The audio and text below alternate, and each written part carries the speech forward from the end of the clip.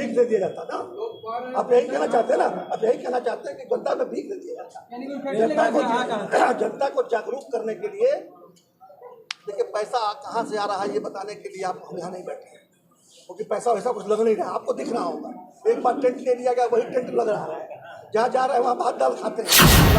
एक बात आपको बढ़िया समझ लीजिए, जन स्वराज किसी एक व्यक्ति विशेष पर फोकस नहीं करने वाली है। किसी व्यक्ति कितना भी बड़ी शख्सियत क्यों ना हो, जन स्वराज का सोच ही है कि हम समाज के जो लोग दिखाई नहीं दे रहे हैं, अभी राजनीति में दिखाई नहीं दे रहे हैं, और सही देखिए, हम तो ये भी सुने हैं कि हम बीजेपी के लिए हम काम कर रहे हैं, हम ये भी सुने कि महागठबंधन के लिए काम कर रहे हैं। तो बीजेपी के लिए काम करके महागठबंधन को साफ कर देंगे, और महागठबंधन के लिए काम करके बीजेपी को साफ कर देंगे, तो प्रॉब्लम कहाँ है? जब STT पास करा लिया, TET पास करा लिया, BEd और DLED करा लिया, तो उसका मानक यही था कि जो पास होंगे उसको हम नौकरी देंगे। जब नौकरी देने का वक्त आया तो एक नया पैंतरा शुरू किया कि हम BPSC से उत्तीर्ण छात्रों को ही नौकरी देंगे। नियमावली सरकार द्वारा जो बनाया गया है, उस नियमावली का मैं विरोध करता हूँ, एक शिक्षक प्रतिनिधि होने के नाते विरोध करता हूँ। सरकार ने द्वारा इस कार्यालय का सिवान में जो जन स्वराज कार्यालय का शुभारंभ किया गया है, कहना क्या है, शुभारंभ हुआ है, आपने इसमें कहा, अभी आगाज है, अंदाज देखिए आगे। सिवान में सर जैसे राजनीति का माहौल हो रहा है, और मैंने हिना साहब का जोरदार नाम लिया जा रहा है, अभी चिराग पासवान जी के गए हुए हैं, तो क्या लगता है कि आपकी पार्टी के जितने भी कार्यकर्ता बड़े अधिकारी जो हैं, हिना साहब से मिलकर या कुछ उनको मतलब इस पार्टी में सम्मिलित करने का कोई देखिए, जन स्वराज का एक बात आपको बढ़िया समझ लीजिए, जन स्वराज किसी एक व्यक्ति विशेष पर फोकस नहीं करने वाली है। किसी व्यक्ति कितना भी बड़ी शख्सियत क्यों ना हो, जन स्वराज का सोच ही है कि हम समाज के जो लोग दिखाई नहीं दे रहे हैं, अभी राजनीति में दिखाई नहीं दे रहे हैं, और सही लोग हैं जिनमें बुलाहट है बिहार के लिए कुछ करने की, बिहार में कुछ अच्छा देखने की, उनको ढूंढ कर निकालना है और उनको प्लेटफॉर्म देना है। अभी किसी व्यक्ति विशेष पर फोकस है ही नहीं। मैं किसी के बारे में हाँ या ना नहीं कर सकता, लेकिन कौन आएगा, कब आएगा, कैसे आएगा, क्या करेगा, अगर वो बिहार के खुशहाली में योगदान देने के लिए तत्पर है, और सबको लगता है, हम तो सामूहिक प्रयास कर रहे हैं, ये किसी एक की पार्टी तो है नहीं कि किसी ने पार्टी बना दिया, कह दिया हम बन रहे नेता, और इसके बाद नेता होगा मेरा बेटा। यहाँ तो जिनको जिनको जोड़ के ले आ रहे हैं, वो सबकी सहमति से तय होगा कि आगे हमारा प्रतिनिधित्व कौन करेगा। अच्छा, एक सवाल है सर कि जन स्वराज एक अभियान है, और इस अभियान के तहत बहुत सारे लोग जन स्वराज से जुड़ रहे हैं, लेकिन बहुत सारे लोगों के माइंड में असमंजस बना हुआ है जनता के बीच कि आखिर जन स्वराज चाहती क्या है, आगे करना क्या चाहता है, जन स्वराज का विचारधारा क्या है, क्या पार्टी बनाएगी, इन सब चीजों को लेकर जनता के बीच असमंजस बना हुआ है। लोकसभा चुनाव को लेकर भी बहुत सारी बातें हो रही हैं। तीन जो हमारे नारे हैं उसे समझ जाइएगा, सही लोग, सही सोच, सामूहिक प्रयास। इतने कम शब्दों में अपनी बात को नहीं बताया जा सकता है। बिहार के सही लोगों का प्लेटफॉर्म है, सही सोच वाले लोगों का प्लेटफॉर्म है, और यही सही लोग, सही सोच वाले लोग सामूहिक प्रयास से बिहार की बदहाली को दूर करने के लिए प्रयास करेंगे। आज मंच पर जो भी लोग देख रहे हैं, ये कोई एस्टैब्लिश राजनीतिक नेता नहीं है, हमारे पास ऐसा नहीं कि वैसे लोग नहीं आ रहे हैं, वैसे लोग भी संपर्क में हैं, लेकिन हम उस पर भी ध्यान नहीं दे रहे हैं। हमें एक सही व्यक्ति, बिहार का एक सही व्यक्ति ऐसा नहीं होगा जिसको प्लेटफॉर्म से जोड़ने की कोशिश नहीं करेंगे। अब कुछ लोग नहीं आए तो अलग बात है, लेकिन तो प्रयास होते रहेगा।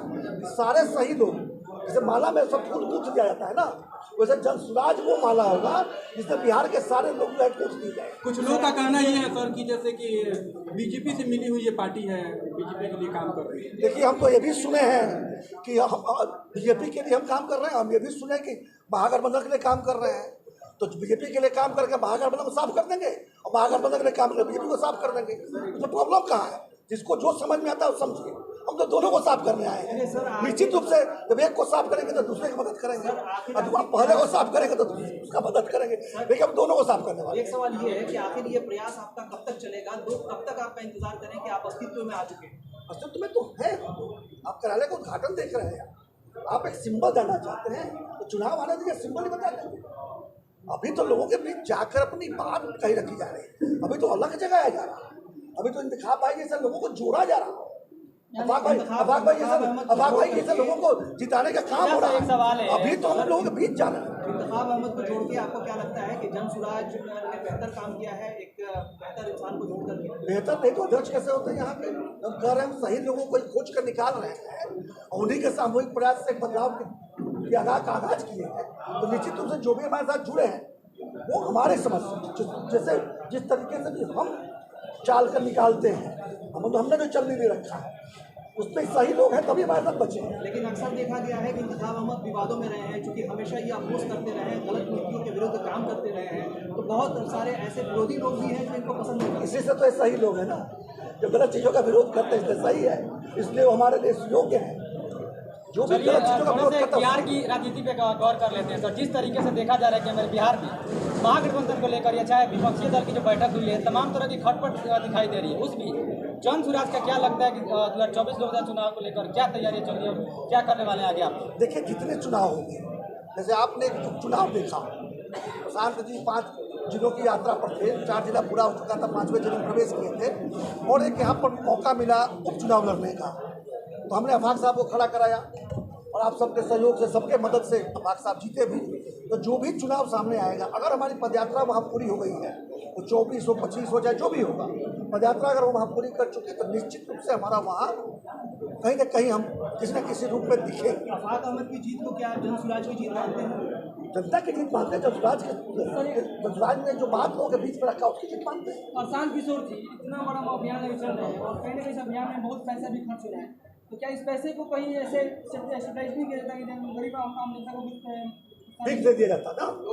आप यही कहना चाहते हैं ना? आप यही कहना चाहते हैं कि जनता में भीख दे दिया जाता? यानी कोई जनता को जागरूक करने के लिए, देखिए पैसा कहाँ से आ रहा है ये बताने के लिए आप हम यहाँ नहीं बैठे हैं, क्योंकि पैसा वैसा कुछ लग नहीं रहा, आपको दिख रहा होगा।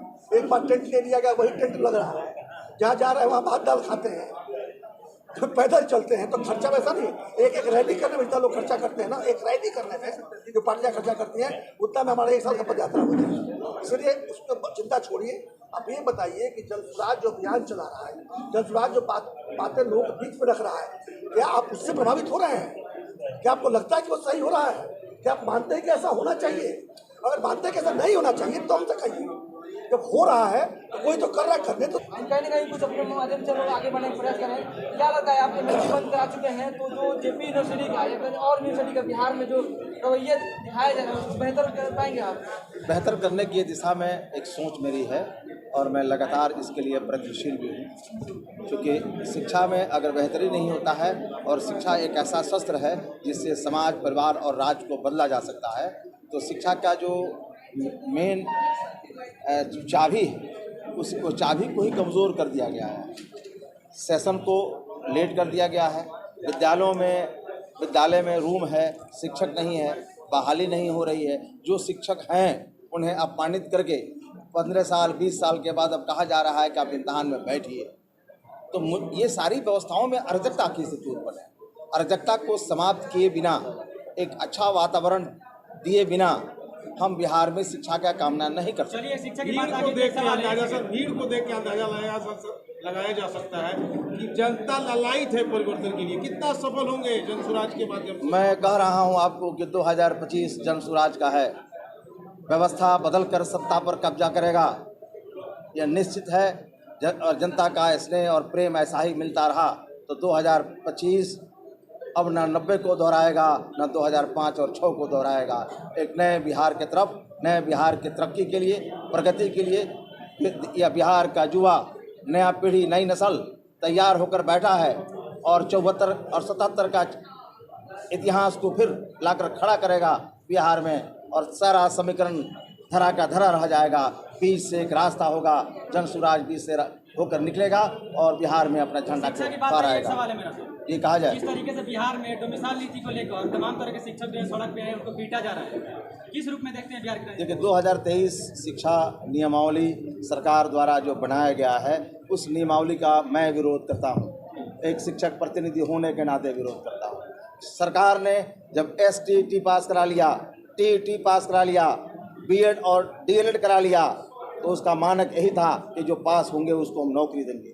जब नौकरी देने का वक्त आया तो एक नया पैंतरा शुरू किया कि हम BPSC से उत्तीर्ण छात्रों को ही नौकरी देंगे। यह 1 मिनट बाबू, यह मकसद है सरकार का, तो हम किसी भी कीमत पर बहाल नहीं करेंगे, वक्त पर बहाल नहीं करेंगे। जब सरकार ने अपना मानक बनाया कि TET पास बच्चे ही विद्यालयों में पढ़ाने जाएंगे, बच्चे पास भी कर गए हैं, और सड़कों पर लाठी खा रहे हैं, सरकार क्यों सोई हुई है? इसलिए 2023 नियमावली का विरोध मैं करता हूं और चाहता हूं, सरकार से अपील करता हूं कि सरकार, एक सवाल लास्ट में, 1 मिनट सुन लो, सरकार कम से कम ठंडे मिजाज से शिक्षा को लाठी से और डंडा से शिक्षक के मस्तिष्क को मार कर तुम टेक नहीं कर सकते हो। एक वातावरण तुम्हें बनाना होगा, और वातावरण प्रदूषित नहीं, स्वच्छ वातावरण में शिक्षा की कामना की जा सकती है। इसलिए मैं चाहूँगा कि सरकार पुनः शिक्षाविदों के साथ बैठकर इस पर एक आम सहमति बनावे और नया बिहार बनाने में हमारा